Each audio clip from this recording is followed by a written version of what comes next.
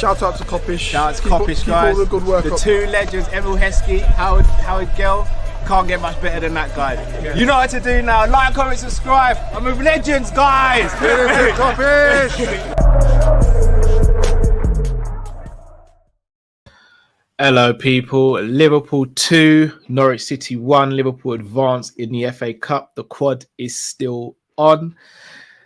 And it was literally a game of two halves. First half, I thought we were absolutely outstanding. Second half, don't think we really did much. But the most important thing is the result. We got the result. We're through. And very happy with it. Obviously, we look forward to the draw and who we get next. Overall thoughts of the game, Drift? Like you said, tale of two halves.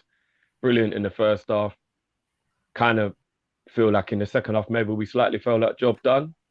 Again, not being disrespectful to Norwich, but you would expect that if you're 2-0 up against Norwich at home, it's pretty much plain sailing, isn't it? And I think the players felt a little bit like that. And maybe they shouldn't, because it is kind of unprofessional, isn't it? And it could cost you in the end. But yeah, I think naturally we just the second half, until we didn't really wake up until they scored that goal. And then I think that was like, oh yeah, shit, we can't just be like stupid about it. And then we started to maybe attack a little bit more after that. But it was hard to get the rhythm back, because once the rhythm goes, then it's kind of hard to get it back, especially when you're a team that's not used to playing together. Which I think people have to take into consideration as well. There was a lot of disjointedness with regards to relationships, partnerships, what people are used to, who's used to playing with who, little things like that. So I think it was a really impressive performance overall, that, you know, we were pretty in control for about 70 minutes of the game with a changed up team like that. So, yeah. Fair dues. Matt, anything you want to add to that about the game?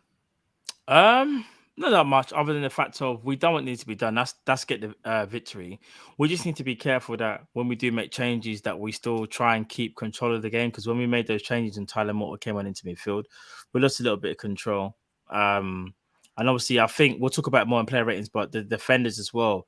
I think I said something on stream where, in my opinion, both of them are very good individual defenders, but as a partnership, they need to work on it. And I think that will just come with game time as well. And maybe one of them being a bit more authoritative than the other, so they kind of have that more of an understanding. But not every game is going to be perfect. We've won a cup already. We just needed the victory tonight. I know it wasn't the best performance, far from it, because it's Norwich as well. But the main thing is we got the victory and we're through to the next round, bro. So we can't really complain. Yeah, agreed. Like, it would have been nice to rack up a nice bigger score and get the Olays and all that going around the pitch as we're passing the ball to each other. But again, it wasn't to be tonight. It will be interesting to see we get the next round. Quarterfinals is where it really starts to get spicy with the FA Cup. Yeah, indeed. Unless you're Man City.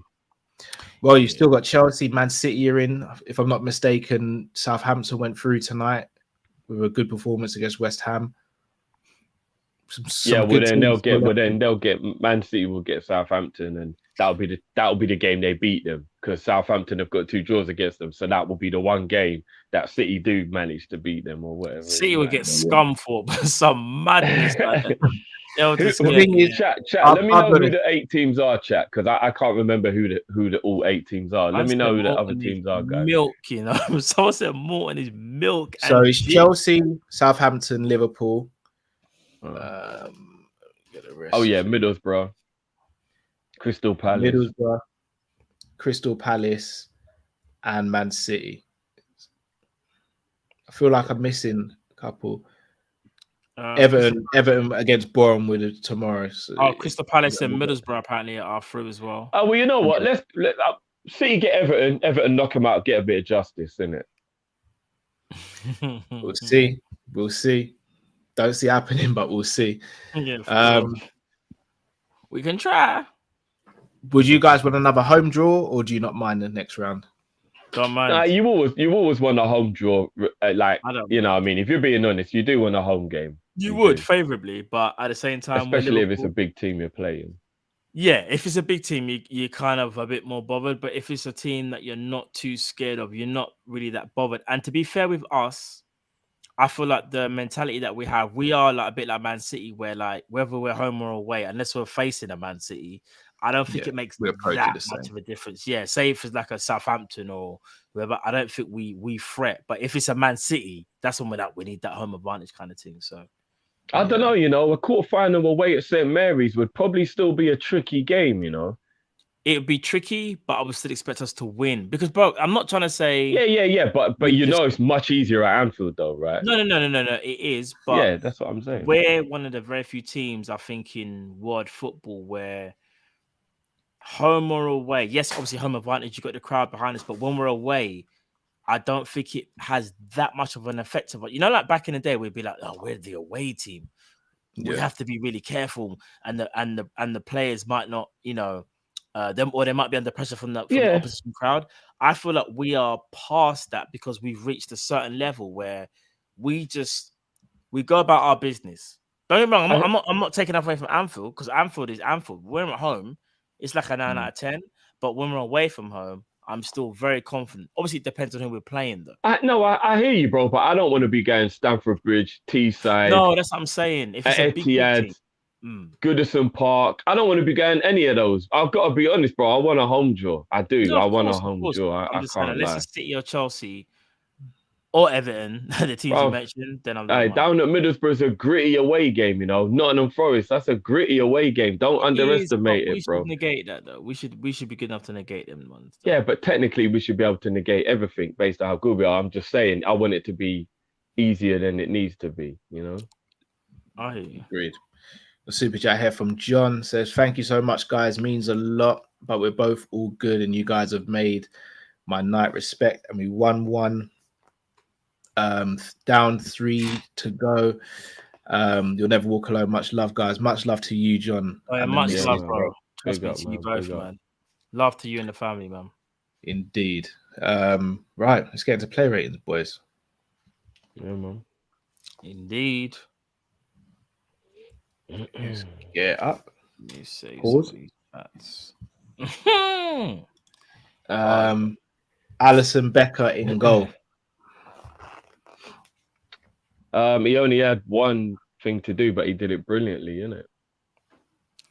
I don't remember him having to make another. He had to come out a couple of times to do sweeper keeper stuff, which we kind of ignore because he does it so often. But again, it's still an action. Not only that, remember the goal kick where obviously you guys were ahead of me, but remember that goal kick that he tried to play to Simicast, they went off the pitch.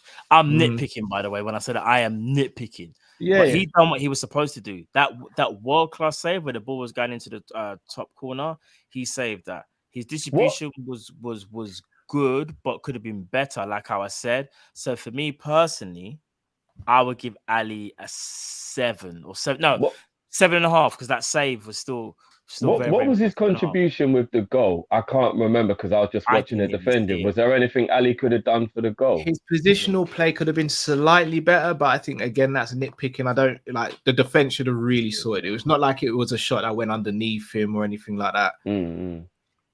Yeah, I'm all right with a 7 then. I'm all right with a 7. I'd have gone 7.5. Yeah, I'm all right with that. Like I say, it was really just that save, and even though it was a brilliant save, it technically was the only thing he had to do all game. Yeah. Millie at right back. I thought Millie was brilliant. I know in the second half, but here's the thing. I think everything dropped off in the second half, so I think it's quite harsh if we start judging players on the second half when we just went into cruise control. You look at the first 45, and Milner was brilliant. But even in the second half, nothing troubled. No trouble came down Milner's side. Oh, yeah. No, definitely. But obviously, he was just less effective than he was in the first half. But I think that's just because the overall performance of the team in the second half just dropped, didn't it? I'd give Millie 8.5. I thought he was brilliant today. 8.5 is a score. I was gonna say definitely 8.5 because when you think about this guy's But he seems like he's ageless right now. When I saw the lineup and I thought right back, I thought, bro, like, what are you doing? Like, I don't want to see him right back, but do you want to know something? He's one of the most disciplined players that we have in our whole squad, and he plays every game like it's a cup final. Milner played exceptionally well up against Rashika in the first half as well. Rashika's no joke, you know. Yeah, he's You know Yeah, what I I mean? know. It's just because he plays for Norwich, people might go, "Oh, he's just Rashika." Rashika's an actually talented player, and I think if he played for a slightly better team, and they didn't, you know, they gave him a bit more of a free roam, he'd do more damage. Milner played very well, 8.5 for me. Fully agree, guys. And I think today's game is a prime example of the reason why people shouldn't be turning their nose up at Klopp wanting to keep him around for one more year.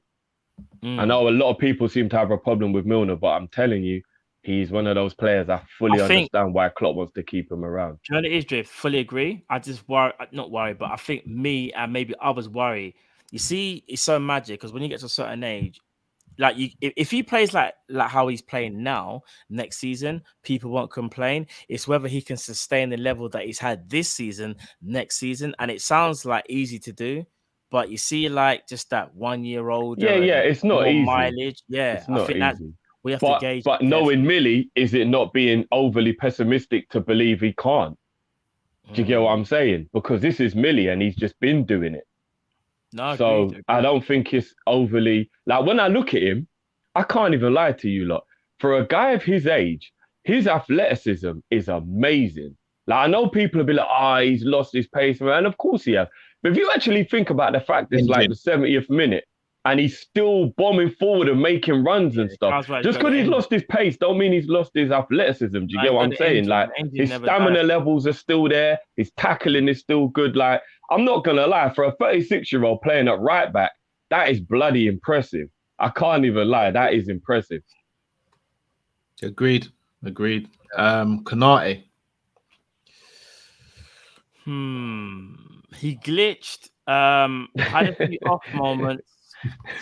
If I'm being honest, yeah, you know what? Him and Gomez weren't the greatest tonight. Even I know when they conceded one goal, I didn't see how the goal went in, so I can't speak much on that. But I just felt like as a two, here's the thing: they are great individual defenders, but as a pairing, they have a lot to work on. But like I said before, and I think you guys both agreed with me, it's more about reps, isn't it? Like if they're gonna play more together, they'll probably have more of an understanding. And I felt like the communication that wasn't the greatest. But again, they don't play much together. So it's like, how are you going to strike up an understanding if you don't play much together?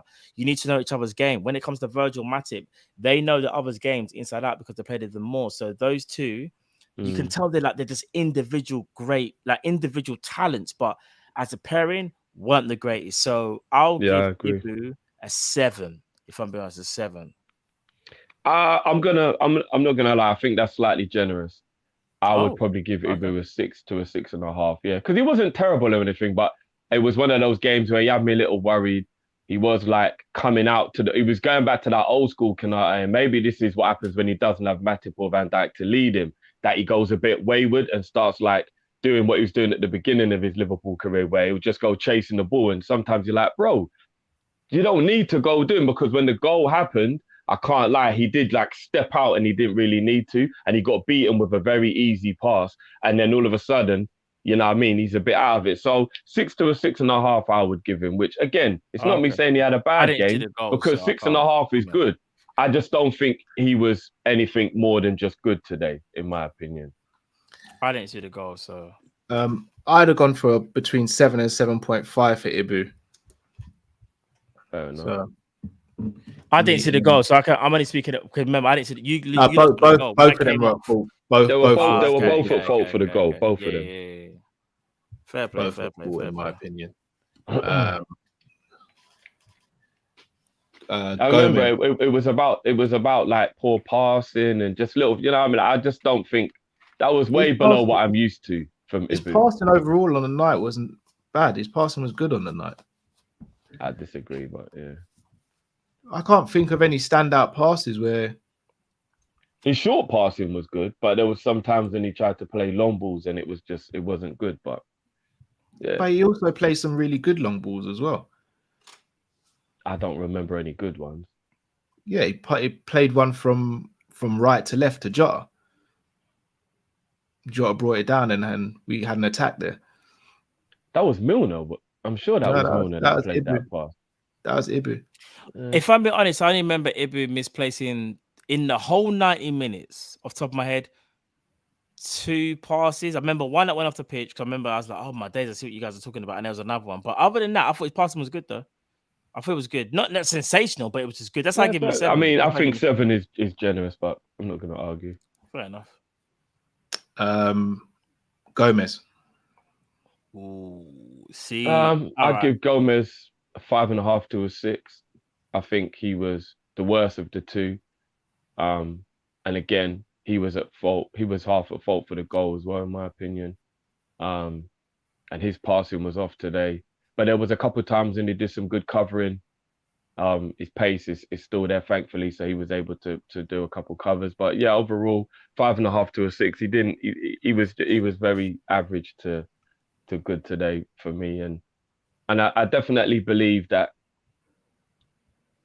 it isn't. I think it's very unfair, even though obviously you can judge on what you've just seen. But I do think it's very unfair for people to not take into consideration he had a worse injury than Van Dijk and hasn't had any time to play himself back into form. And then when he does play, we're just expecting him to be brilliant. I mean, let's be real. We like me personally was quite worried about Van Dijk. And I think the whole fan base was like, he's going to need the time and whatnot. And look how brilliant he is now that he's had that time to get himself back up to speed. And Gomez had a worse injury. And then all of a sudden, if Gomez doesn't play amazingly, you know what I mean? We're not going to take that into consideration. It must be hard for him. Bit part, coming in and out all the time, barely getting minutes. I mean, I don't know, man. I think that has to be taken into consideration, that he's going to be up and down and he's not going to be great every time he plays because his rhythm and everything, and he hasn't had the time to get back. So I also take that into consideration. You know what I mean? So I'd give him a 6. What are you saying, Matt? I thought he was worse than Ibu. You could tell he's a lot more rusty, and that's to be expected because out of all the centre backs, he's played the least. He got better as the game went on. Again, I didn't see the goal, so I can't comment on that. But from everything other than the goal, which may be kind of alarming, so to speak, because I can't really say nothing. I think Gomez was like a 6 for me, 6.5 maximum, because like I said before, you can tell he's trying to play his way into form. The rustiness is definitely there. And I think he's kind of second guessing himself as well with some of the passing that he made. I remember, Cal, you made a point when he made that kind of crossfield pass that was very dangerous. And it was 2 crossfield passes but here's the thing. The thing is, though, somebody just put in the chat that he saw the after game stat and Gomez's passing accuracy was 91. So I can't lie. It wasn't like he was giving the ball away all the time. No, I know. But we're not saying that though. But if he gives the ball away with those, and he pretty much gives them 2 chances from the passes, then you have to. It was that one he tried to pass to Milner. That was the one where it's like, Gomez, what the hell are you doing? It was 2, bro. Like he did 2. But the thing what was the other one? I can't remember the other one. I can't remember if it was in the first half or early in the second half, but he did 2, which both led to attacks for Norwich. I don't remember the other one. What I was going to say is some of it is to be expected in terms of the rustiness because he hasn't played. But some of it, I do feel like he's always... Here's the thing. With Gomez, he's definitely a confidence player because when he was at the height of his game playing with Van Dijk a couple of years ago, he don't make those passes, I actually feel like he gets the ball, and even though the defender's pressing him, he's waiting for the defender to press him, kicks the ball to one side and steps past and brings the ball out. But that says to me it's a different Joe Gomez because he hasn't got that confidence because he hasn't played. So he's looking for the easy option, thinking, oh, well, Milner's over there, I'm going to smack it to him. So that's why I don't want to be too harsh on him. But obviously, we have to critique him on his game. So that's why I for me personally, I say he gets a 6.5. 6.5. And as I said before, Ibu gets a 7. Yeah, I'd have gone a 6 for Gomez today. What did you give him, Drift? I gave him a 5.5 to a 6. So yeah, 6. Yeah. And I said 6.5, and you said 6. So I guess it's a 6 then, yeah. 6, yeah. Simicast. I thought in the first half he was brilliant. Second half he just died down a little bit, but like I said, so did the whole team. Do you know what I mean? But first half he was brilliant. He was absolutely brilliant in the first half. And he still, nothing came down his side during the second half. I don't remember. Did anything come down his side when they did get a little bit of a foothold? Other than that time when he was outpaced by Thingy when we realised how quick my man was. I don't really remember. I'm about to say the sheriff, not the sheriff, innit? What's his name again? Not the sheriff. Yeah, whatever his name is. What's the guy's name, Cal? Can you remember his name? Call who? Simicast? Not the guy that outpaced it. Remember the guy that came on? Who came on at half time? That young sergeant. Sergeant. Yeah, that's it. Sergeant. Yeah. They're taking this for Banshee, you know. Big up those that know about Banshee. I would, as I said, I'm not really going to judge too much on the second half based on we took our foot off the gas. I will go 8.5 for Simicast. Okay. I thought Simicast done very well. Like you said, I think he phased it a little bit. But again, other than when Sargent came on and gave him a little bit of problems, because obviously Sargent was pacey. I didn't know much about him. Simicast, I still felt like had a very good game. Me personally, I'll give him a 7.5. Okay, I'm with Drift. I'd have actually gone 8 to be fair. So I'd meet you guys in the middle. Yeah, that's cool. I thought he had a good game. He was brilliant in the first half, though. He was. As I said, I know I always say it and bag home about it, but I'm so happy we've got a left back that if Robbo's not playing, I just don't feel any concern about. We just need that at right back now. That's facts. Feels so good. You know the one. Captain Hendo. Again, I thought he was brilliant, and I thought when he came off, we completely lost control of the game. Totally lost control of the game when Hendo came off. His passing with Jones, the little 1-2s and the understanding was brilliant in the first half. They really did have Norwich like rattled the two of them in midfield in the first half. He was brilliant. And I know he came off around the 60th minute, so we're only judging by an hour.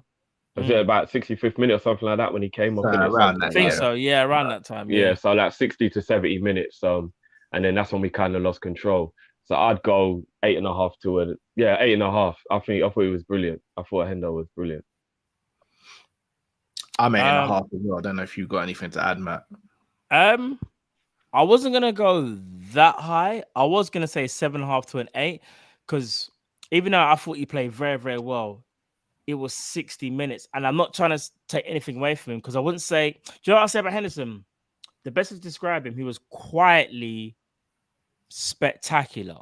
So like you really noticed him not being there when Morton and the other guys came on, and that said to me a lot because he was controlling the game, but he done nothing spectacular. He just done his job, but he done it very well. That's why I'll probably leaning towards more of an 8, maybe. Yeah, fair enough. I thought he was completely involved. Personally, I think you're being a bit harsh. I thought he was excellent tonight. I thought he was pulling the strings with Gomez. This is what happens people when you're behind on a stream, innit, and you're trying to be humble. You know, them ones there, man, trying to be humble. Curtis Jones. I only got 45 minutes. That's really upsetting if it is an injury, man. That's really upsetting. There's an update on him, you know, because I don't think there is. Thigh injury, apparently. All right, let me say this. Let me go first on this one. Yeah, see, Curtis Jones. I think we was having a conversation, and I was saying, I think Drift, you said something like, look at Oxlade, the body, and I think we were talking about the body language, and we were like, and I said to you, the body language ain't there. And then we were saying like how Curtis Jones is asking for the ball at every single opportunity. He was like the senior midfielder. And that speaks volumes of a guy that hasn't hardly played. And he missed out himself in the cup final. Then you look at his counterpart, which we'll get onto later, and they just have a difference in application. And for me, with Curtis Jones... Tonight, anyway. Yeah, definitely tonight. And I feel like with Curtis Jones tonight, he wanted the responsibility of trying to drive that team forward when it should have been him and his tag team partner. So for me personally, bruv, I know he only played 45 minutes, and I know he did. Run across my desk to write it. So I know he only played. It was about to flip the whole set, boy. Bob, I'm not gonna lie, Bob. I was just sorry, go on, sorry. No, it's calm. I would have given Jones an 8.5, fam. I thought Jones was serious, bro. Raw. 8.5. No, I think he's got to be a 9. No, do you know the reason why? Do you know the reason why I have to hold it back a bit? this is No, but bro, you can't judge him on not playing the second because he half. played 45 Yeah, minutes. but bro, we though. can only judge him on what Yeah, we he only did judge him when on he what was he on does, the innit? pitch, bro. It's 45 minutes. No, but that's not the point, bro. He was balling out for those 45 minutes, bro. He was, but let's not act like he put in some Iniesta performance. Don't get me wrong, Drift. He was sick. Bro, he was he's sick. a 9 easy, man. He was Eight and a balling half out in is that first half, man. For me, it's People, a we said 9. Right. He was playing. But every turn he was touching, he was controlling, he was dictating the pace of the game. And yeah, it wasn't the most spectacular game you've ever seen in your life. But he played very well. I think I'll give Jones a 9 anyway. No, fair enough. If you might want to give him a 9, I mean, I can't. I mean, that just means Cal wants to make a 8.5 because I said, I said 8.5. What we saying, Drew? You know what? I'm not gonna lie. We have to touch on this quickly. A couple of weeks ago, we were really, really chuffed that we literally had the entire squad. And if Jones has gone out now today... Drift, don't say it. I know what you're going to say. No, but is it not a slight worry that we're starting to go back to that thing of one by one, the players are all going down again? Because Jota and Bobby went out. Thankfully, Jota's back, but they did go out. Then Thiago goes out. Now Jones is going out. Now Jones is out. It's like it's slowly happening again. And I'm getting a bit worried about this pattern of like, we always get this little kind of... Do you know what I mean? Like, it's a little bit annoying. I can't even lie. It is. And I don't want to go too much into it, but it's slightly concerning because obviously we've gone from having I remember when Klopp said, this is the first time in ages I've had a fully fit squad, no long-term injuries. And then you got Thiago, you've got Curtis Jones and Bobby Firmino. And it's all been within like a 3-week period. So it not has even been that, bro. Or maybe 2 weeks. less. Yeah. Like 2 To be weeks. fair though, Thiago and Bobby are meant to be back next week. So yeah, I hope I'll so. wait. No, bruv, do you want to know something? I'm not Thiago. I'll wait till I see it. I was just about to say, I'm not trying to piss in the wind here, but we need to wait and see with Thiago because, bruv, we've been told many times this guy's supposed to be ready. Yeah. And 3 months 100%. Later, Klopp's now saying he's outside training. You're like, what? The only thing that gives me a bit of hope with Thiago is that he was involved in the celebrations. And like, if you had an injury, maybe you wouldn't quite be able to do all that jumping around and stuff. So that's the only thing that does give me a little bit of hope. Harry Kewell did celebrate like a man possessed when we won the Champions League, and he came off injured. That is true, and he tore his groin, fam. Yeah, but when it's the last game of the season, then you probably can be a little bit more reckless because you've got the summer to rest. If Thiago did have a bad injury, I'm sure I better take this easy in case you know what I mean? I mean, you're right, but I would like to hope it's more of a sign with the 3 months left of the season. I just thought of something. Like what Carl said, unless Kewell had an epidural and has a numbers underneath. Yeah, he might have been high on painkillers, Carl. He might have had an epidural. I can't remember. Ox. I don't even just got to rip the band-aid off, man. 2 to 4. Yeah, you rip it off. Ooh. Yeah, 2 to 4. Yeah, he was bad today, man. 4 for me. He was bad. All right, I'll say this about Oxlade-Chamberlain to give him his body language looks like he's given up. Let me give him a little bit. All right, let me say this about Oxlade-Chamberlain. He wasn't involved in the final, like how you guys have said. When Harvey Elliott was. Sorry, I'm gonna cut you there straight away, Matt. We're judging him on the game, not the circumstances. But I think circumstances count into the game. Into the game. I'm not going to make it. I'm not going to make it the be all end all. But one thing, Minamino missed out on the game in the final and had more of a right to play in it. Let me land the plane. I hear you. I'm just saying. Trying to hijack the plane. I ain't even landed it yet. Man just said, "I'm the captain now." Man said, "Go to." You're right. Go to. All I was gonna say is, what you're saying is true because on tonight's performance, bro. I'm not gonna lie. You said it. I can't remember who said it. But in fact, I think you both said attitude. Like that application is not there. However, do you remember when I was like, "You guys are fully right," but there's a part of me that feels like he's feeling sorry for himself in that final. Remember, Thiago goes out, Naby Keita gets brought in. And remember, we've always said, a lot of us on this channel, it's kind of him and Naby Keita kind of vying for that position, which none of them have really kind of, taken a leap in forward. So he falls down by that. Not only that, he sees a Harvey Elliott go ahead of him, who's been out injured for a long time. He's thinking, that's another one. Raw, Harvey Elliott has hardly played, just come from injury, and man still don't trust me. I remember there's been games in the past where he's played well, Klopp hasn't picked him and gone with his favourites. there's a part of me for once, and you know me, there's a part of me for once that feels a little sorry for him. I'm not going to deny his performance tonight was shocking. I'm still going to give him a 4, but I just feel like there's circumstances as to why he's playing like this. I don't just want to say he had a bad game because he's crap. I think he's got some baggage with him at the moment. And I feel like he's going through the motions. And like I think me and Drift both said, it's like he's mentally checked out, bro. He's like he checked out. I think when you said he's feeling sorry for himself, Matt, you hit the nail on the head. I think he was. Out, but here's the thing. I totally understand that as a football club, you have to make the right decision. So Klopp playing Elliott, if that's what he feels is best, we just have to go with it, right? And Elliott's a baller. We all know that. But if you really deep thinking you're on the bench in a cup final and you've had a decent season, he has been quite good this year. Like he's had 1 or 2 bad games, but overall he's had what I'll call a good season. Nothing spectacular, but he's performed pretty well in some games and average in others. And Harvey's missed the majority of the season. If you watch a young gun come on instead of you in a final, and that guy weren't even on the bench originally, you're really going to start asking questions of just what the manager thinks about you. Do you get what I mean? Like if I'm on the bench, then Naby gets called up and I can accept that one because I think we would have all put Naby on instead of Ox if we were making a decision after Thiago got the injury. But then if you turn around and watch this kid who weren't even originally on the bench come on, you're thinking, all right, I'm next in the pecking order because Naby's taken the step up. So now I've moved up one. To see Elliott jump him and be the one, I can't lie. There is a part of me as a human that knows why he's pissed off.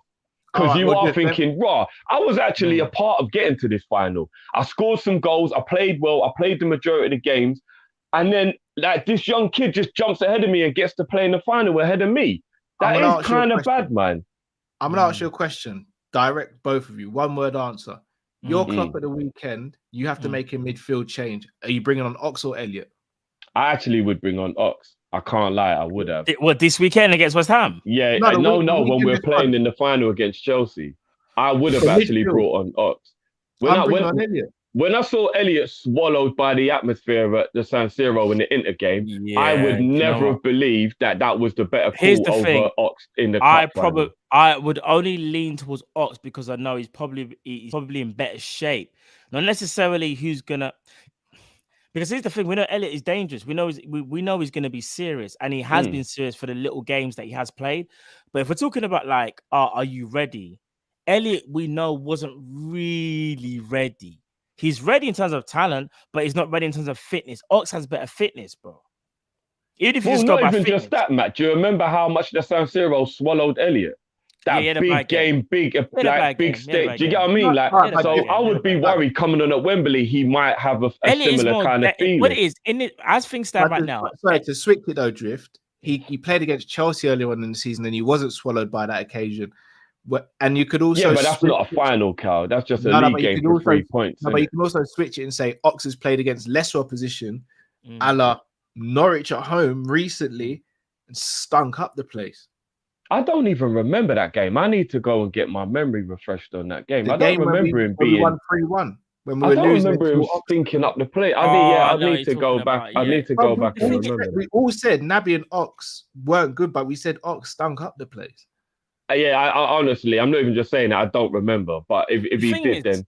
But surely Ox has had a good game either side of that, though, has he not? Not since then, no.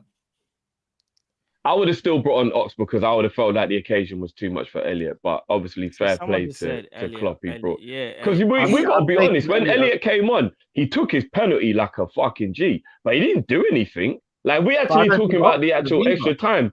Like, Elliott didn't do anything, did he? So he still kind of let the game bypass If you're talking about final and someone potentially just like doing something out of nothing, you might, as things stand right now, because he's just come back from injury, you probably put maybe more money on Ox, because even though Ox can have a bad game, Ox is someone that can just shift the ball one side and pack it. He can do that. And I know he's done it for a little while. I was just going to say, when was the last time he did it? But here's the thing, and I'm not making excuses for him because this is about tonight, right? But we're just talking about what's maybe contributing to how he is tonight. Bro, remember them days when Henderson was not really playing well at all? The fan base were getting on top of him. And prior to that, I think Oxlade-Chamberlain had some good games.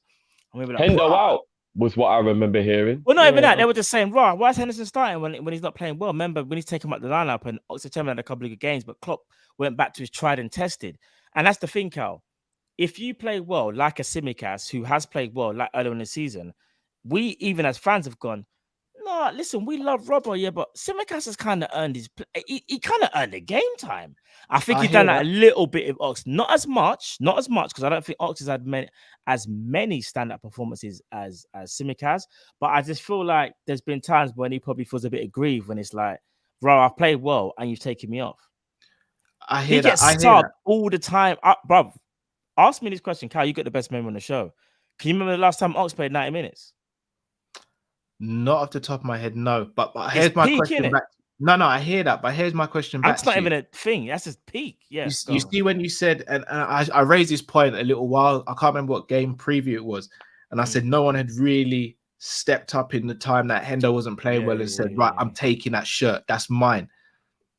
Ox, even in that period, he had 1 or 2 good games, but remember, he wasn't playing central midfield. He's playing up front in a front three. So again, there was nothing to say. And again, I'm not even crapping on Ox. I like Ox. I'd love him to succeed here. But if we're judging him based on his season, for me, he's not done enough when played to say, yeah, I'm that guy. Drop Hendo and put me in. He hasn't, in my opinion. No, but we're talking about him versus Elliott in terms of like, would you have played him over Elliott? And he's done enough to get brought on instead of Elliott, I believe. Not in this season, he hasn't, in my opinion. No, do you know what? No. Do you know what? If you actually deep it, and I think this is where we get blindsided as fans. If you deep it about a season's contribution so far, clearly Ox has given more because he's been available for more. Not Elliott, and that's not Elliott's fault, by the way. But he's given more. We can't say he hasn't. And I think he kind of did. You can't not argue if he feels aggrieved at the point that he's thinking, rah, yes, this hasn't been my best season, but I still contributed in certain games. And yet the manager's going to bring back the wonder kid, who he's a wonder kid, don't get twisted, but he's not even fully there yet. He's just come back from injury. This is a final. Man knows what I can do. Because when man was talking about me from a couple of years back, he was all telling me how I'm my dynamic and we're going to wait for you like a proud wife and all that stuff. That's the thing. Klopp, when it comes to Oxlade-Chamberlain, Klopp does like to gaslight him a bit, but then there are times when you think to yourself, bro, how much are you really rating? Because you'll say that, but then you don't really show it. And I think there's been a couple of games, like what Gypsy's saying, where he's had some really good games and he don't start the next game. And we know in our squad that's happened to a few players, and that's hard to come back from. And maybe, and I say maybe, and it's no disrespect to Ox, but maybe he's not as mentally strong as your Divock Origi, because guys like that will have good performances, and when they get dropped, they just got to get on with it. And maybe, I don't know, maybe he's not that type of guy. And that's why I said, like, maybe he does need to go to, and I don't want to see him go because I think he's quality, but the role that you need to play, if you're not playing well, you can't sulk. And tonight, I felt like he was sulking. I'd also like to point out as well, no matter what position he was playing, I'm sure it was 2 or 3 goals and an assist, which was his contribution to the month of January. The month that we worried we were going to struggle without the big boys. And he did come up with some good goals for us in that period. I don't think you can just take that lightly or take it away from someone regardless, because he scored some goals in the time period that we were worried about. And I think it's very easy for people to just forget that happened now that we were all right and we got through it. But like, that's big, man. 2 or 3 goals and an assist in a period of time that we were worried about. You can't really ask him to do much more based on how often he's played and his whole situation at Liverpool. So I still get where he's coming from to be upset that he wasn't any part of that final. He shouldn't strop. And Matt's right. You've got to be mentally stronger than that. And as a professional, you can't just like go around with a face like a slap fish. Like, I get it. Like, that is unprofessional, and I'm disappointed in him for doing that. I am. But as a human being, I do kind of understand. And especially when Klopp comes out and he's like, look, I play Kelleher because I'm a professional, but I'm a man first, and I've got feelings and all that. So you're like, Ox, and you're like, right, Gaffer, hold on. So you can have your emotions with the goalie, but like, what about me? Like, you can, there are reasons to understand where Ox is coming from. But you know, we there's no point going over and over and over it. You know what I mean? For me, it was a 4 today. Yeah, I thought we're all in agreement. We're all in agreement. We all said 4. Yeah. Jota.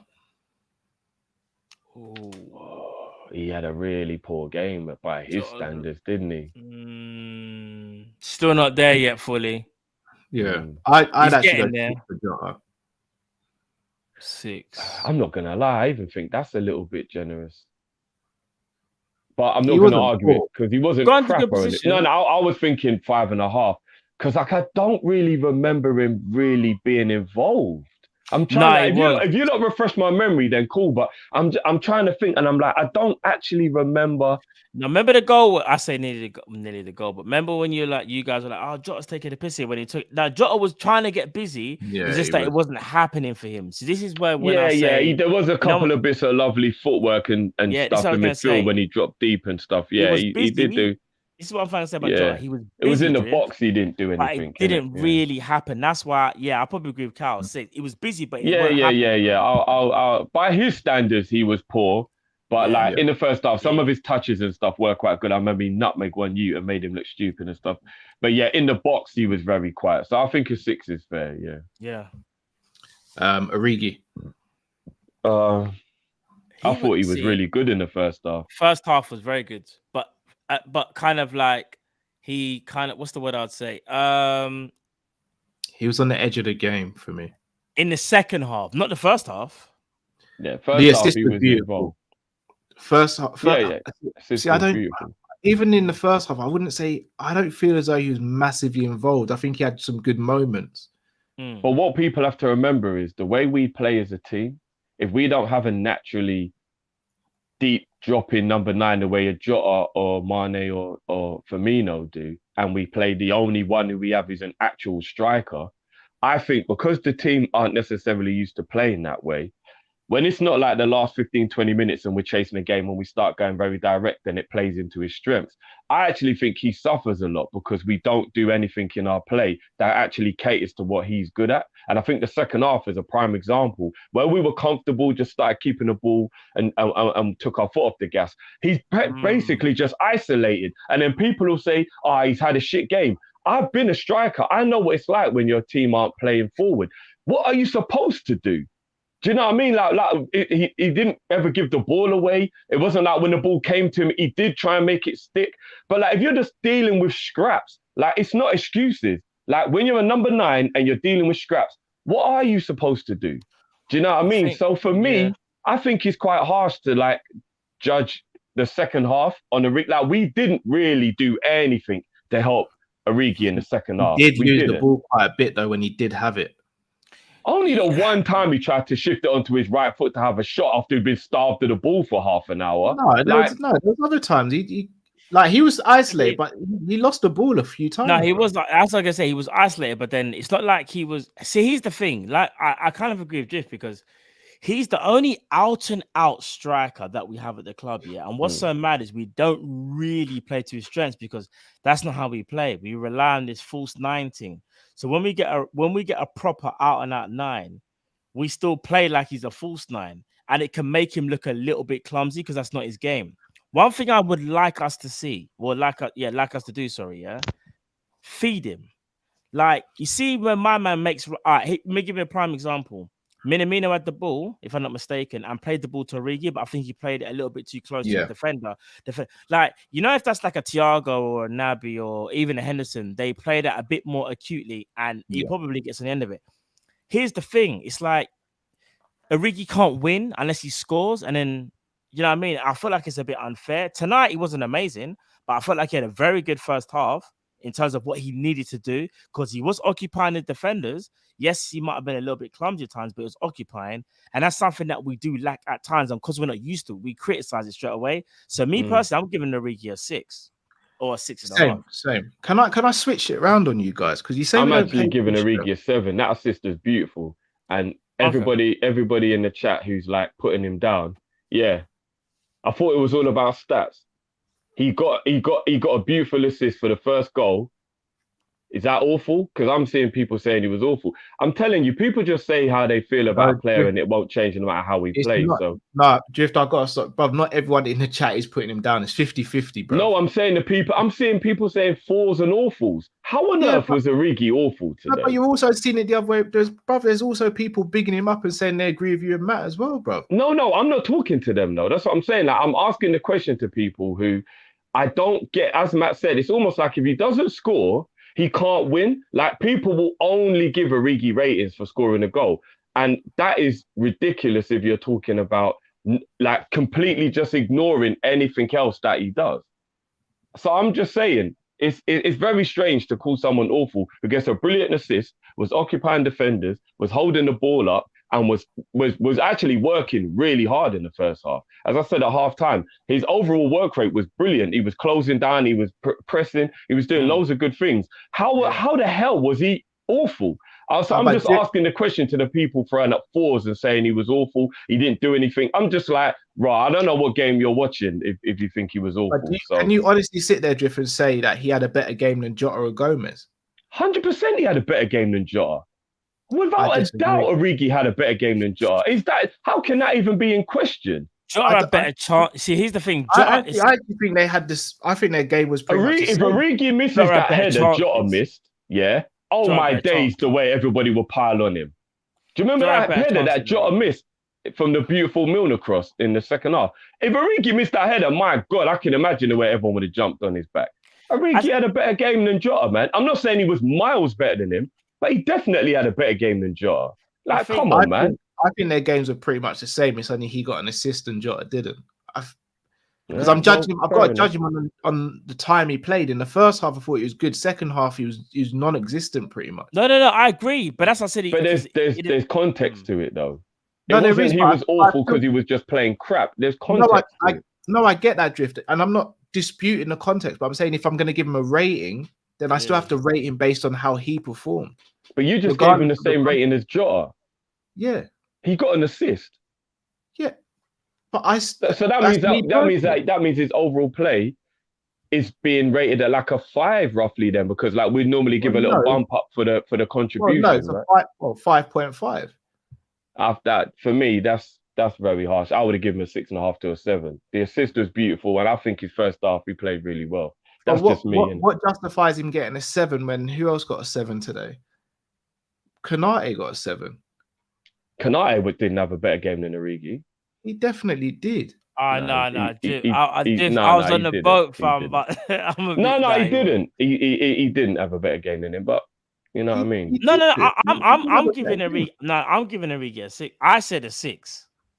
I'm saying a 6 because here's the thing with Jota had better chances, but then Jota created his own chances. But then Origi had a very good first half, got an assist, but the second half waned. And I felt like, again, when we lost control, it really hampered him because we just never really gave him the ball. And again, we don't really play to his strengths sometimes as well. So I think he gets 6. For the people that I think that said he had a bad game, disagree. I think he had a good first half, but second half he kind of just like he flatlined because there wasn't much he could do, so he flatlined. But that's not a bad game. Can I ask you guys a question?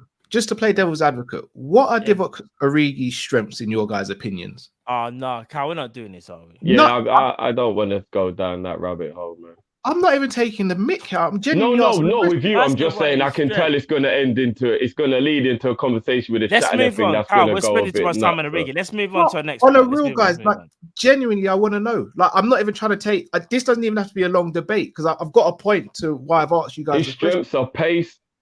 His strengths are strength, pace, and finishing. Those are his strengths. Okay, so I get you guys say that we don't play to his strengths, which I agree. Mm-hmm. But isn't it almost impossible to play to his strengths considering how teams line up against us? Because what I'm going to say is his game, as you guys have just said, is pace, strength, and finishing. Mm-hmm. So you're almost looking at a player who's going to play on the edge of the last defender. Someone's going to play him in like a Vardy at Leicester, right? Yeah, a little bit, yeah. Who do we play against that plays a high line for him to do that? And that's when we should slightly adjust the way we play and start do crossing the you ball wanna through know because something? he's So- also so pretty again, decent in the air. This is what I'm saying. I don't think it's Origi's fault, and I don't think it's the team's fault. I just don't think opposition will allow us to play that type of football anymore.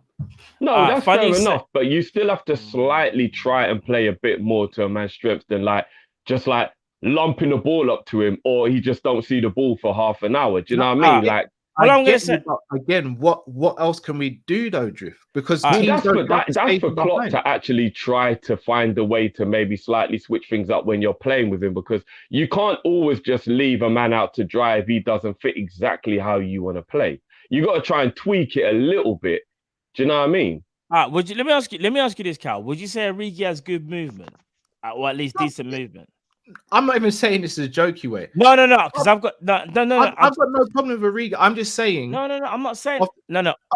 Just quickly. Do you think he has good I movement? do think he's got good movement. I do. Yeah. Here's the thing. I think he's got good movement as well. And what Sorry, I was I'm gonna block someone in the chat because they are just. yeah, being someone's a being rude. little- Get rid of them. yeah. Get rid of them. What I was gonna say, Cal, is you see when we see like a counter attack from like a Salah, or you see when Trent hits that long ball and Salah might get on the end of it or whatever, or move breaks down. I reckon if Origi was to play more for Liverpool, you would see him exploit defenses a bit more. Because what's so mad is, you see, like, we do get counters. We do get a few counters in a game, especially in the Prem, at least anyway. We do. Because we kind of suffocate the opponent, and sometimes we will catch them out on a counter. I do think Origi, if he played more, you'll see more opportunities of him running in behind. Like today, when I said that pass that should have been a bit better, you'd see more of that in the season. So you know when you said about how teams play against us, I do agree with you. They do that low block thing, so there's not a lot of spacing behind. But when there are times when there is that spacing behind, I think he exploits it. But for some reason, I've seen it many times. Origi will make a run, points, and we don't give him the ball. And it's like Exactly. because we're focusing on build-up play. Should I say why I disagree with that? Because the Go on. reason why Salah and whoever plays out on the left wing, whether it be Mane, Jota, or whoever, get more of that sort of crossfield pass and then can do the counter attack is because their position. Who do we ever see through the middle we play a counter attack with? Yeah, No. that's what Matt That's- means. I'm That's trying- why that's what Matt I'm trying said to say. earlier that Origi's making runs, and the team's so not used to the number 9 making them runs. Yeah, they're not ready for it, and they don't play the ball. But he asks for the ball a lot. He But does. it's not also, up- but you know also what? but it's also the smart option to get the ball out to Mane or Diaz or Salah on the other side because they're I'm glad- isolated. They're isolated with 1v1. Whereas if you knock the ball up high, it's got to be a perfect pass for the striker because you've got to get the ball over the fence and also get it close enough to a goalkeeper who usually act like sweepers. No, nowadays. Cal. There's loads of times when it could be a ground pass. All I was gonna say is this: if Divock Origi was to play more minutes, I guarantee you the type of runs that he makes in a game, more likely than not, Trent will find him or Virgil, because his runs are actually very intelligent. It's just that we have even when we watch inside training, we have a certain pattern of play where, as you say, Cal, we kind of cater towards a Mane and a Salah isolating their man, and that false 9 makes the defenders come forward so they can get on a one-on-one. But because Origi doesn't do that, it's like they're like, oh, you're making a run. No, that's not how we're designed, fam. Man's got to go. We can be a little bit systematic. Hence why, like people say, you know, when rival fans call us Salah FC, we're not Salah FC, obviously, but he's a main way how our system is, because we rely on our wing forwards. I feel like the centre forward, unless it's Jota, because Jota is just different anyway. We don't really play like that. But I feel like if Origi was to play more, we'll probably see Origi get fed more. And remember, there's no Trent today. It's a James Milner. When Origi makes them runs, Milner's not going to find him. If Trent was there tonight, we might have seen something different. It's not definitive, but we might have seen it. I agree. But if we're just judging him on today's game, I think he could have done more. I'm going to be honest. Other than score a goal, because he was starved in the second half, he couldn't have done that much more. I mean, we're nitpicking him. Maybe he could have held the ball a little bit better. But again, I'll give him a 6. But yeah, we'll move on. For me, but what I will say, for me, him scoring doesn't stipulate whether he's had a good game or not. For me, it's got to be more overall. We've been on here and we've given Salah 6 and Mane 6 when they've scored goals. for me, it's not all about goals. It's about overall for me. No, agreed. But then No, I agree with that. But when we mark down Salah if he scored a goal, all I ever hear is he scored. That's ridiculous. Drift hates Salah, but yet Origi gets an assist, and I'm seeing people throwing up fours. The contradiction and the hypocrisy is just hilarious. Because even again, just last thing I'm going to say about this as well. Last thing I say, when it comes to Diogo Jota now, he'll get a goal or assist, and everyone's like, Jota, you see Jota, yeah? Jota's sick, you know. His build-up play is kind of meaty, but he scored still. That's a sign of like he's serious. but when Origi does it, it's like, nah, fam, you're dead, fam. Like, what are you talking about? You got an assist, but the rest of your game was meaty. Like, we have to be consistent. I feel like as a fan base, this ain't at UK. This is as a fan base. No, I know. So when we praise Diogo Jota, we kind of got to praise Origi. Yes, his overall game wasn't the greatest, but he got an assist today. So people that say they have an awful game, come on, man. Give man a little bit of flowers, innit? You know and what he's I mean? also a striker, an out-and-out striker. So judge him as a striker. People are asking him to be Firmino. He's not going to be Firmino. Oh, yeah. Different player, for real. Tacky Minamino. Oh my day. Did you man get in your statements when I wrote mine? Because listen, I'm gonna say it one last time. Demo Dre, I'm so sorry. Like, honestly, bro. Like, I remember one time Minamino had in fact, that miss, I think it was me and Drift on a match with you. And I'm not gonna lie, fam, Demo. I went ham on Minamino when what was that miss, Cal? What was the game? Was it Arsenal? Have to be real, and I'm gonna keep it 100. You see, when you make a mistake, you have to own up. People, just accept my apology. I got it fully wrong. When I say to you, I personally didn't really believe in him. I'm not gonna sit here and say he's a superstar, but one thing I will say is this: he's good enough to be a Liverpool player. He is. If you could contribute to 9 goals in a season and not have that many minutes, and when you take your opportunity, you take it, you kind of have to give man credit. You have to. I'm not going to start switching sides and jump on a boat and say I was there. And, like some people, when they say they was on a boat. Cal, but, them man there, boy. Trust me. Them man there, Cal, innit? Them man there. Them man there. Idiot, them man there. Them man there, But, idiot. But you have to give man his flowers. I mean, what more can I say about Taki? For me, man in the match, 2 goals, a brace. He does his thing quietly, doesn't complain. Was involved a little bit in celebrations and from player of the tournament in the Carabao Cup. I'm gonna be real. He's what we actually needed, and I didn't realize we needed him. So for me, he gets a 9.5 today. I'm very, very happy for him that he has actually bust you, because I lost my rag of him once this season, but overall, you guys know that I have defended Taki, and I do believe he can offer something to this team. No, 100%. Okay. No, all right. Come on, man. There's nobody who's gonna. No, I know. I'm joking.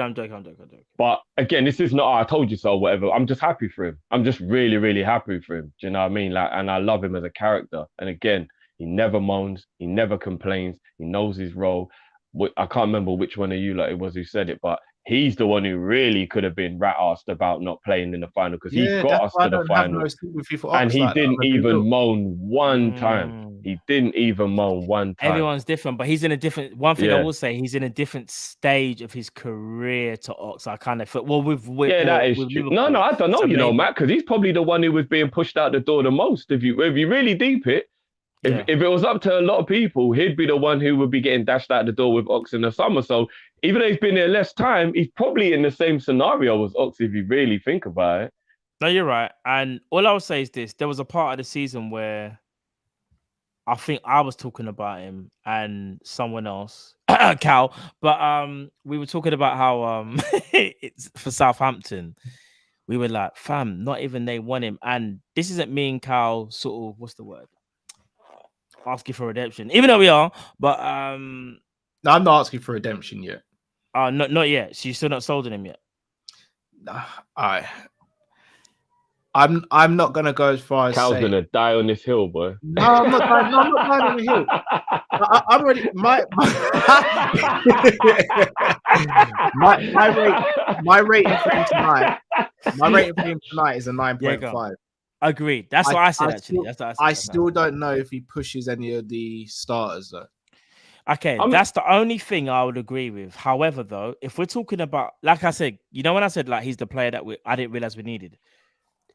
Not every person in the squad can push that first team player, but what they can do is know their role and do it to the highest of their ability.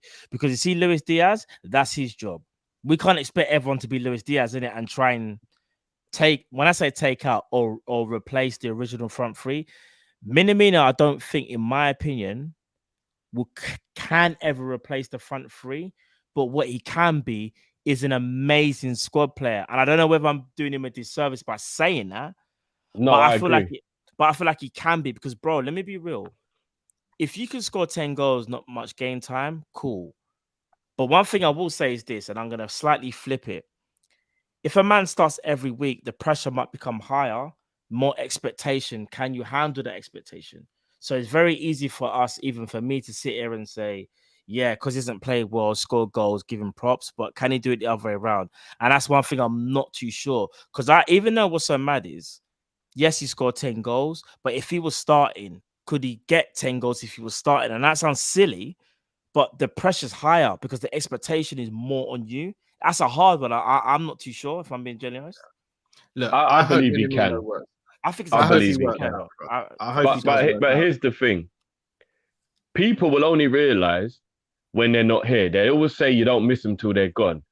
So one thing I want to say to everybody who has this like real like, I don't even want to use the word hatred or agenda or whatever, but just this thing with certain players in our squad where they just always want to go at them. We will realize the type of people who are important when they're not here. Like, even though I know people rate Tsimikas, I mean, in terms of having a guy who's willing to be the backup player and doesn't cause a fuss. Tsimikas, Milner, Taki, Jones, Origi. You see these type of players, yeah? People, he's not good enough, get him out, and all this. You see, when those players aren't in our squad, you will see. Because you have to have players who are talented but know their role. You need an Ole Gunnar Solskjaer. You need a Teddy Sheringham. You can't always have Alan Shearers, because who's going to come to Liverpool and sit on the bench, know he's seventh choice, know he's sixth choice like Origi and Minamino do, and still chip in and contribute when they're called upon? Who's going to have great games, be pulled out of the team, have Robbo play over him, knowing he really should be playing, keeps his mind straight, keeps his professionalism, and when he's called upon, still throws up 8s and 9s?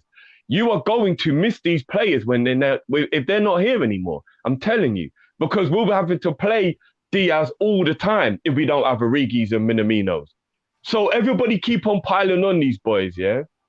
Watch when they're not here. That's all I'm saying. Because you'll end up with a squad of people who are acting like ox now. Because if you've got a whole bag of Rafinhas and them kind of guys as your backup, on paper it sounds beautiful, and effectively it is what we want. But you will see a whole load of Oxlade-Chamberlain performances today if you've got a bag of Rafinhas getting games every 3 or 4 weeks. I'm telling you now, bro, you need these Minaminos and Origis and Milners in your squad. So I'm just saying, keep gunning these, man, and then see what happens when all the harmony starts breaking up with Rafinha throwing toys out the pram and all that shit. So I'm just saying, man, careful what you wish for, innit? No, I hate that.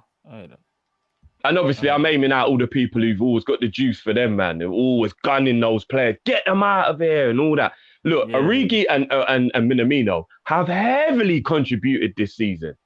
Heavily contributed. Go and find me any other team who's got their 5th, 6th, and 7th choice players contributing the amount of goals and assists that Origi and Minamino have this season. Agreed. No, you're right. Go and find me them, because you won't.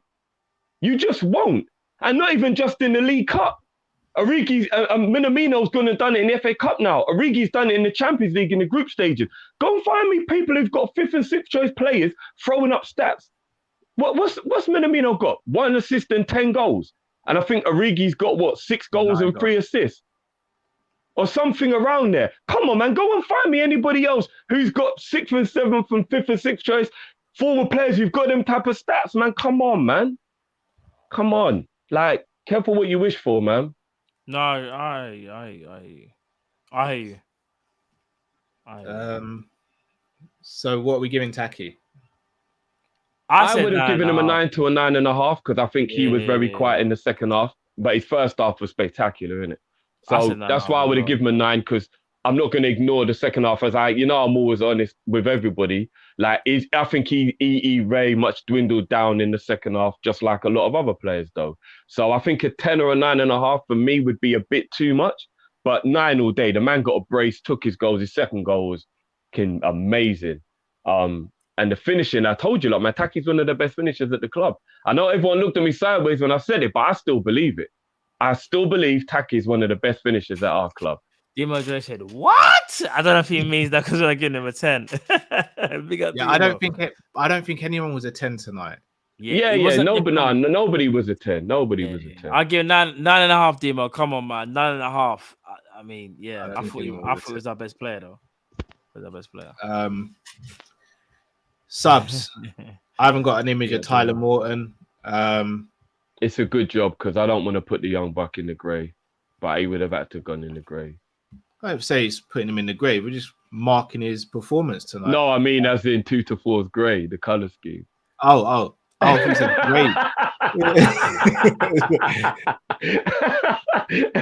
Yeah, 2 to 4. Elliott Morton was meaty. Elliott, I'm not piling on the kid at all because he is young, man. But that was a really bad performance.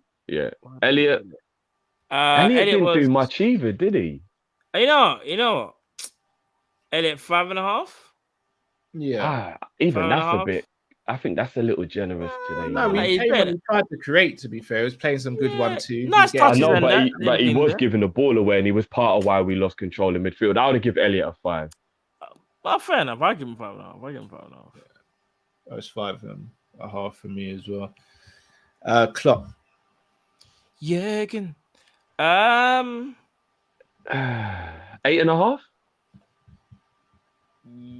I'd say an 8. Yeah, I'm all right with that. I ain't got a problem with that. It'd get higher if we didn't lose control of the game with his subs. I think that's what's making me mark him down a bit, yeah. Yeah, I think maybe, you're right. I think if we would have won the game, I would have given him a higher mark because I think his substitution of Morton. And maybe to be fair, lost control of the game, like. There was not, and I get he's probably maybe saving Hendo. I just don't think when we're trying to make sure we see the game out, he should have brought Hendo off. I think that was a really young midfield. Because here's what it is, yeah? He left Ox on, which I don't get, but that kind of maybe shows Ox did throw a strop and Klopp was like, let me just let him finish the game because I don't want him even more angry. We had no other midfielders, bro. No, but what I mean is though, Cal, you're taking Hendo off over Ox the way Ox was playing. That's mad if you really deep it, bro. Like, no, but there's less chance of us losing from 2-0 against Norwich than there is from 0-0 against West Ham. We need Hendo fit for that game. No, I get that, Cal. But Cal, here's the scenario. So let me just put this to you, like, in hindsight, it's easier not to, but you've got a young Elliott and you've got a young Morton coming on to be seniored by a wet-fished Ox who's having a terrible game and is throwing his toys out the pram. That midfield is asking for trouble, Cal. I can't lie. Like, if you really think about it, that is a bad decision from Klopp. Even at 2-0 up, that's a bad decision, in my opinion. I think you leave a senior head that's actually playing well in, and you bring one of the kids on and you hook Ox. For me. What if Hendo gets injured, bro? We're sitting there saying, why was Hendo left on the pitch? So he kind of is in a lose-lose situation. Okay, well then you do the other option that I thought, whereas a much less risk is to put Bradley at thingy and put Milner in midfield there, so you still keep a senior head who's playing well in the game. Because Bradley is a lot less of a risk than Morton is in midfield. We lost the midfield battle as soon as Morton and Elliott come on. We just totally lost control of the game, we say it's more of a risk, less of a risk, but we saw how our centre-backs played today. They weren't fantastic, so bringing him on. Yeah, so put someone in front of them that can help them, bro. We just literally gave them no protection, bro. We're just like, there you go, Norwich. Just run at the centre-back. I don't know. It was kind of weird. It was kind of mad. Yeah, so 8 is actually true. Yeah, 8. Because that was a bit mad what Klopp did. Yeah, 8. I'll give Klopp an 8. I think 8 as well. I think 8. Fair dues. But look, you've said what we said. We're bloody happy we're through. Yeah, man. All we needed was to get through, fam. That's all we needed. Gonna get through. And to be fair, it's very good that we beat Norwich because I'm not gonna lie, we've actually played Norwich 3 or 4 times this season, and it does become a bit annoying to keep playing the same team because sometimes they might get a win over. If you play the same team too much. Times. Yeah, because both cups and the league. And sometimes it might just happen that they get that random game. That's what I was worried today could have been before the game. I just didn't want to say it. You can't keep tempting fate playing the same team all the time, innit? Because eventually they might figure it out or get lucky. So I'm really glad that we managed to get through and we've actually beaten them all 4 times. Mario says, like watching 11 Captain Jack Sparrows tonight. Andra says, guys, my birthday. Can you drop the beat? Andra, we can happy birthday. All right, happy birthday. Happy birthday.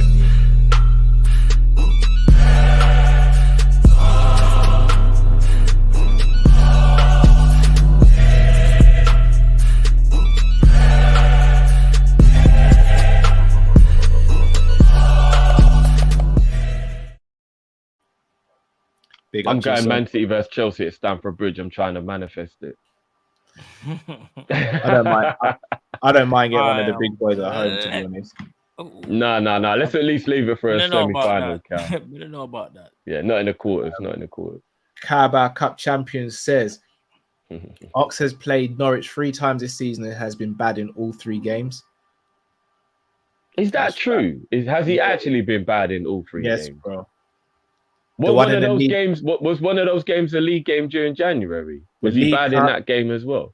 No, the League Cup, he was terrible in that game, and the one we recently played him, where he was poor in that game as well. And then today, I'll have to go back and watch because I don't remember. Yeah. Dean says, Ola, do you agree that these players, if they don't score goals, they're not really good on the ball, passing, ball control, etc.? Salah, Origi, Ox, and Jota. No, I don't agree with that. No, I don't. Ola, do you agree? I don't believe that with Salah, Origi, or Jota. I do think that with Ox sometimes, though. Especially in the position he's playing. If he loses the ball in midfield, we get counter-attack. Yeah, bad passing. Yeah. I can, but I wouldn't. But Ox doesn't have bad ball control, and the rest of them, none of them have bad ball control. I don't think.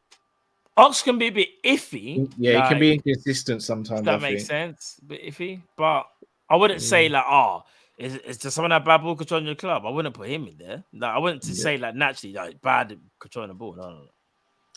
Eastwood says D9 gets a 7. He was a facilitator. # Divock and Diaz security. Man, that Eastwood in the building. Big up, bro. Big up, man. Aiden says Drifty is the president of Divock Defense Force. Someone has to be. I said DDF. It's Eastwood, bro. Eastwood is. Eastwood me and Eastwood are in the tag team, just fighting off, man. Yeah. Eastwood says the early years of Divock, we looked for him when he made those central runs. Remember the Europa League run? I do. Yeah. Remember how I do. No, but do you remember how different teams played against us in that Europa League run as well? Yeah. That is true. I will always. It's why I used to stick up for Kane when he would play at the beginning of the season, when I could tell that the way Tottenham were playing wasn't helping him. So even though he was in bad form, it was like, well, what's he meant to do with this crap where they're playing? Like, sometimes like as a number 9, I think people have got so used to like false 9s, creative 9s, people who drop deep and stuff like that they're forgetting like a good old fashioned number 9. His only job is to just get in the box and shoot. Like, but anyway. P.L. says Ali 7, Milner 7.5, Kanate 7.5, Gomez 7, Costas 8, Hendo 8.5, Curtis 9, Ox 4.5, no 4.5. Sorry, P.L. Taki 9.5, Jota 7.5, Origi 8, Curtis on track for 9.5, Taki number no 10 because of the ops. Oh, he thinks it's a bit easier to get the goals against Norwich. Like if it was a harder opposition, then it'd give Taki a 10. He's not far off of what we did there. To be fair, that was apart from nobody else was that nice to Origi. Origi, you didn't even give Origi an 8. No, but I still had to fight for him to get a 7. So he didn't get so he got a 6, didn't he? Did he get a 6? Right. Yeah, I gave him a 6. I gave him a 6. 6 is fair, bro. All right. Eastwood says Taki gets his first 10. It was a 9.5, unfortunately, Eastwood. Ason says Taki Defense League is now delivering humble pies. It is. It really is. Yeah. Zabiri says, can we have a moment of silence for Chelsea and appreciate FSG? I knew Zabiri was going to come with this. I knew it. I was waiting. All hell, Jurgen Quad. Now deep, Morton not winning headers. Is he not a 6 or what? He's a kid, man. He's a kid. But I get the frustration, but I can't pile on because he really shouldn't even be in this position. Although I totally get where Zabiri's coming from. A DM has to be able to win a header. If that ball's up in the air in the midfield, you can't be getting out jumped so easily. And he really gets out jumped easily, man. It is a bit scary. I can't even front. Musa says, Jurgen on Jones says, I don't think it's a real injury, but there's no need to take a risk. Okay, it was a precaution. Also, Jones. That's his favourite phrase. Also, was that current Jones or the under 23 Jones? That was the under 23 Jones. Under 23 Jones. I said it during the game. Straight up, that was under 23 Jones. Get the ball, take control, boss the team. Marcus says, Drifty is bang on there, brothers. Real talk regarding the squad stuff. Zabiri says, big facts, Drifty. Careful what you wish for. FSG don't have pending sanctions and dodgy business. Do you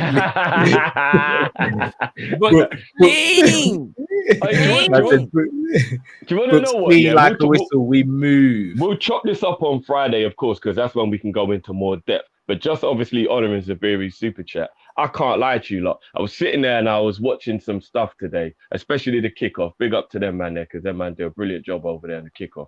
And I was listening to the way they were talking about it. And I can't lie to you lot.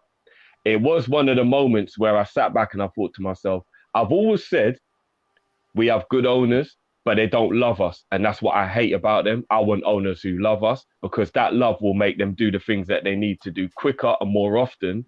That will get us further along. And I think they've wasted Klopp's tenure by not being like that. That's always been my stance.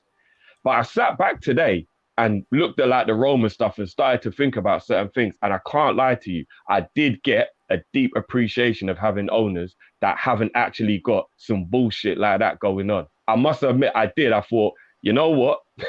They've been bad, but they ain't got no bullshit like that we've got to worry about. So I must admit, Zabiri's got a point. They're not the greatest owners in the world, but I've always said they ain't anywhere near the worst either. You know what I mean? So Naby, when he plays for Liverpool, says Sepp Vandenberg or Nico for right back if we don't get a right back.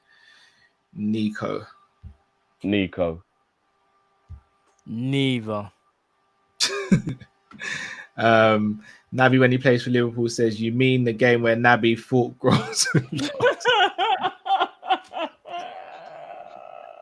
Yeah, that was embarrassing. I remember that. I remember that. That was bad. And if I'm not mistaken, Matt missed that bit and joined us late, innit? And he didn't know what he was walking into. I'm so glad. I remember Matt did not know what he was walking into. Why is it Naby on? Where's Naby playing? And you man was like, bro, ground and got injured. You're like, what? I was like, what are you talking about? What are you talking about? Yeah. Sorry, Matt, you just walked in. You're late to the turf war. Oh, boy. Yeah, that was a dark day for Naby still. Yeah. Dark day. Don't talk about my midfielder. See, my midfielder, yeah. My midfielder steps up in big games, yeah. Big games. Cup final and that. Not even ready. Oh, apparently he doesn't step up. He gets himself sent off, but we got lucky. That's what I'm hearing. Stepped up or step on? Like, which one was it? Winners medal because of my guy. Remember Naby shot that could have nearly went in, but it was yeah. And that should have been a rebound for Mane, yeah. But Naby had a good game. Naby had a good game. And we lost control when he came off, him and Henderson. Don't you remember I came on there at half time and I was like, what is this Naby slander I'm seeing? Like, I couldn't believe it. Yeah. They had to be subbed, to be fair, though. They were knackered. All jokes aside, when Kante was on the pitch and Naby was on the pitch, I didn't see Kante have the same freedom when Naby was on. You know, I'm not saying he shackled him, but he done very Kante well. Had a surprisingly poor game by his normal world-class standards. He was able to kind of stifle him a little bit. You know what I mean? Slow him down at least. Because no one can really shackle Kante, but he slowed him down, bro. He slowed him down. Big man thing, man. Hopefully you lot with some of the comments. Streets approved. Thames says, think we should just make should we just make Ox a winger now, to be honest? Not for me. It's not the worst thing in the world in terms of if there's no option, like during January where he did fill in, but I wouldn't do it out if I had to. I'd do it out of necessity rather than choice. Not for me. But people, that is us for tonight. We are going to be back tomorrow for the Prem panel show. George and KG. Jeez, it's going to be rough for them tomorrow. Rough for Aaron as well. Watford, jeez. Yeah. Although KG might be a bit more optimistic now because obviously a new manager bounce, you never know. Rough for Lewis as well. League Cup loss. Scraping through against Luton. Scraping. Okay. Tomorrow. What was it? 2-1? Was it Chelsea 2-1? Is that what the end score was? 3-2 to Chelsea. Oh my God. I need to go and see what Chelsea team they put out because that sounds a bit mad letting Luton get 2 goals.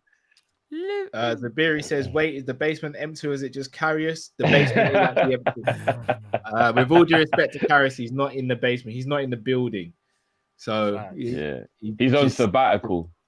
Yeah, that's the best way of putting it. But no, bless up to everyone who watched. Once again, as always, if you haven't already, subscribe to the channel, like the video, and leave your comments about whether you agree, disagree, or anything else. All we ask, just keep it respectful. That's all we ask. Indeed. But we will be back tomorrow evening, so make sure you check out social media as well. If you haven't already, sign up to FansBet as well. You'd have got some great money back today if you bet on Minamino to score the first goal. Taki. Those who did, would make good change. Those of you who didn't, you're living in regret. But he's that samurai. Taki. What's your block? No, joking. Hey. I know this is totally off topic. I know we're trying to close up, but did you not see Monts's Insta story that was linked to that story about singing in the shower? No. I've got to send you lot. I've never laughed out loud so much in my life. Yeah, I'll send you lot. It was Matt singing that made me remember it. He's a samurai. Taki. Hey, listen. Big up Minamino. Great performance from him tonight. Hopefully there's more of that to come in the future. But no, people, thanks so much for joining us. Smash the like again if you haven't. Till tomorrow, stay safe, stay blessed. We are Kopish and we're out, people. Take care. Peace. We move.